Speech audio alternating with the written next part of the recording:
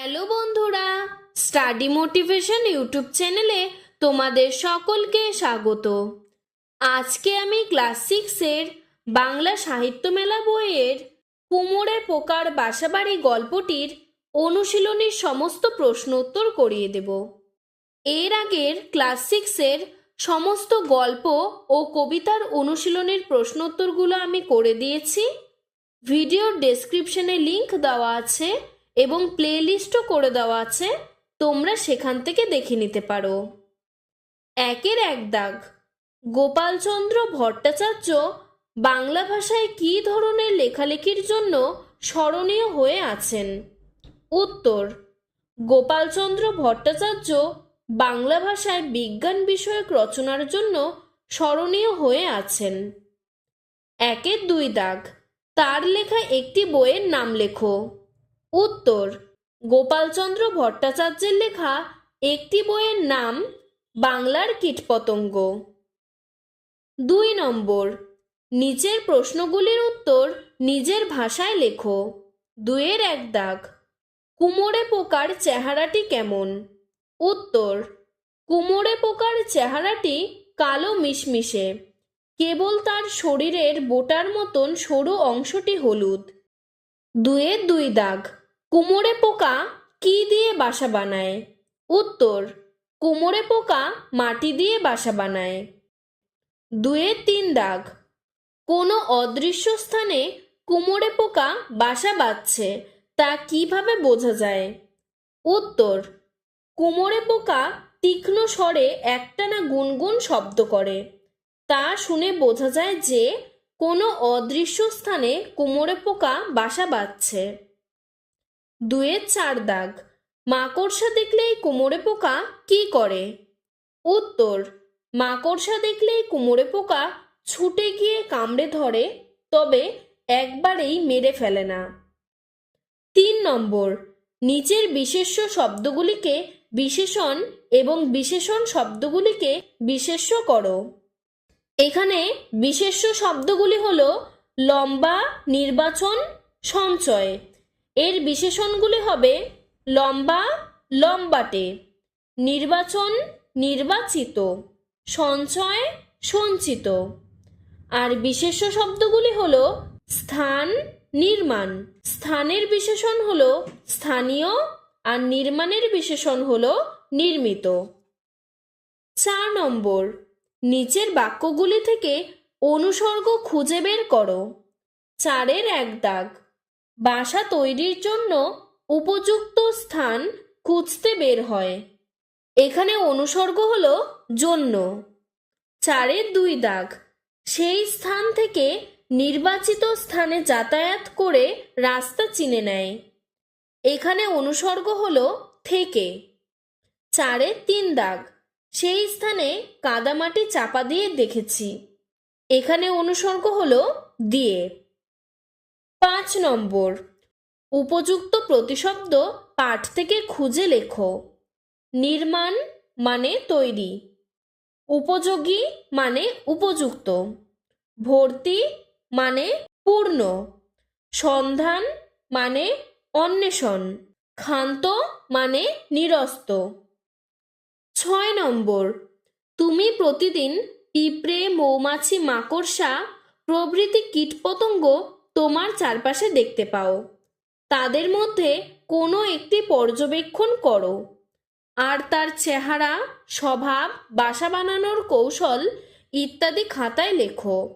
আমি এখানে পিঁপড়ের সম্পর্কে লিখছি, তোমরা চাইলে মৌমাছি, মাকড়সা এদের সম্পর্কেও লিখতে পারো। কীটপতঙ্গের নাম পিঁপড়ে। কোথায় দেখেছ? উঠোনে, রান্নাঘরে, গুদাম ঘরে। চেহারা বা গায়ের রং? গায়ের রং কালো, অত্যন্ত ছোট আকৃতির। কিভাবে চলে? 6টি ছোট ছোট পায়ের সাহায্যে হাঁটে। কি খায়?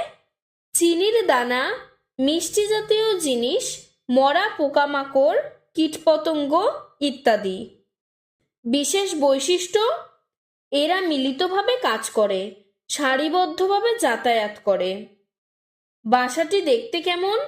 বাসাটি বিশেষ বৈশিষ্ট্যপূর্ণ নয়। অত্যন্ত ক্ষুদ্র এবং অন্ধকারময় হয়। কিভাবে বানায়? এরা সাধারণত ছোট গর্ত, শক্ত মাটি, দেওয়াল কিংবা মেঝের ফাটলে বাসা বানায়। 7 নম্বর, সন্ধি বিচ্ছেদ করো। এখানে দেখো, আমি সন্ধি বিচ্ছেদগুলো নিচে তোমাদের লিখে দিয়েছি, তোমরা এখান থেকে দেখে পড়ে নাও। 8 নম্বর, নিচের প্রশ্নগুলি নিজের ভাষায় উত্তর লেখো। 8-এর 1 দাগ, কুমোরে পোকার বাসাবাড়িটি দেখতে কেমন?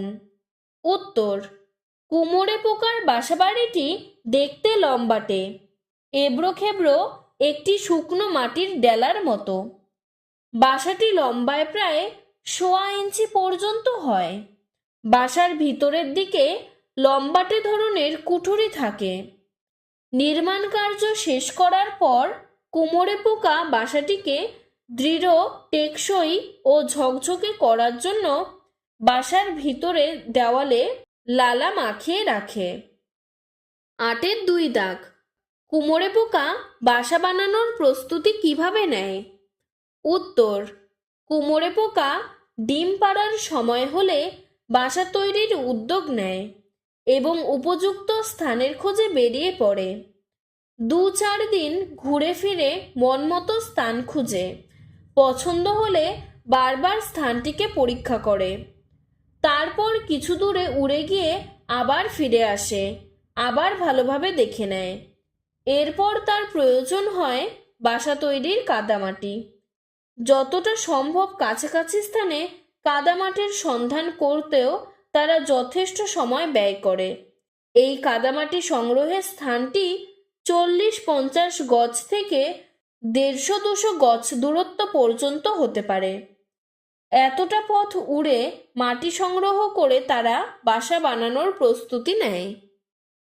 8-এর 3 দাগ, কুমোরে পোকার বাসা বানানোর প্রক্রিয়াটি নিজের ভাষায় লেখো। বাসা বানানোর জন্য উপযুক্ত স্থানটি বারবার পরীক্ষা করার পর সন্তুষ্ট হলেই কুমোরে পোকা মাটির খোঁজে বের হয়।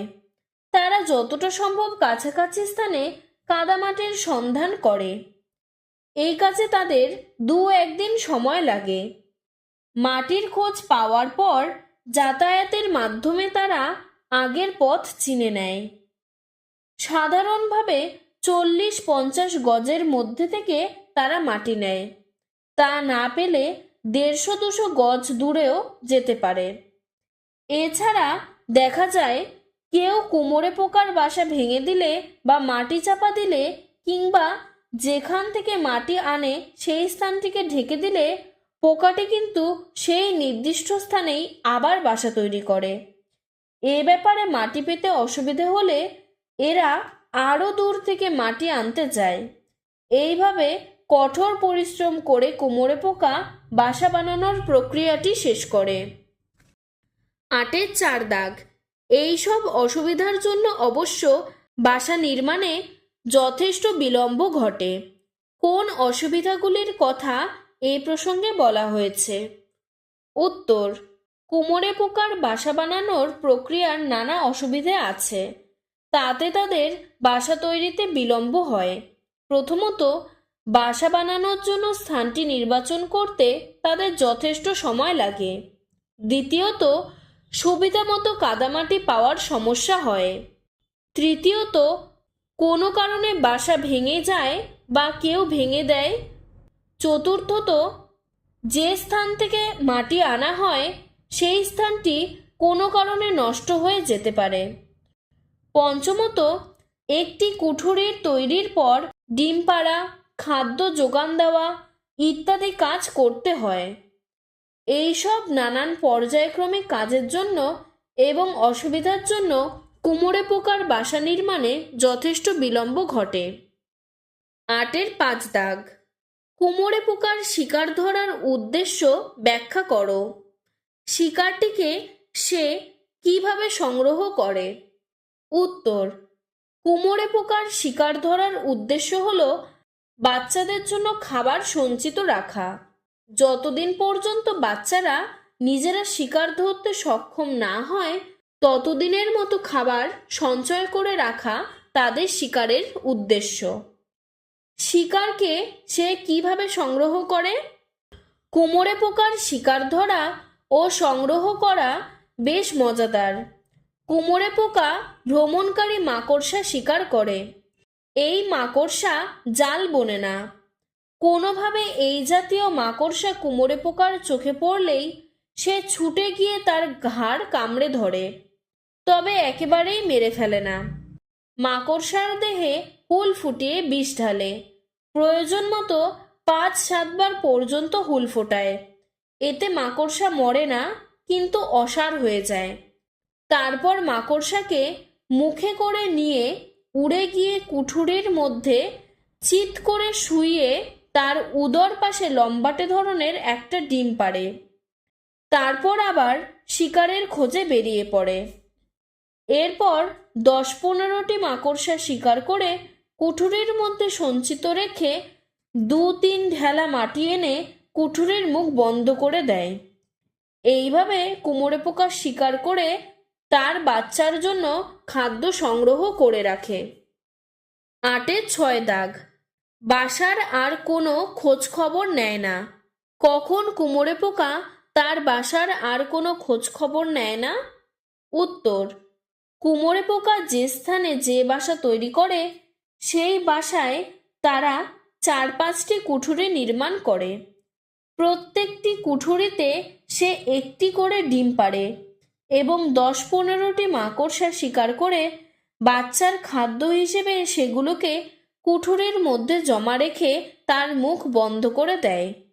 এই কুঠুরির নির্মাণ, শিকার ধরে ডিম পাড়া, ভবিষ্যৎ বাচ্চার জন্য খাদ্য সঞ্চয় করা, এসবের পর তারা কুঠুরির মুখ বন্ধ করে ইচ্ছে মতো অন্য স্থানে উড়ে চলে যায়। একবার ডিম পাড়ার প্রক্রিয়া শেষ করে চলে গেলে তারা আর তাদের বাসার খোঁজ নেয় না। আজকের ভিডিওটি এতটুকুই। তোমাদের যদি ভিডিওটি ভালো লেগে থাকে তাহলে লাইক করে চ্যানেলটিকে সাবস্ক্রাইব করে দেবে। ধন্যবাদ।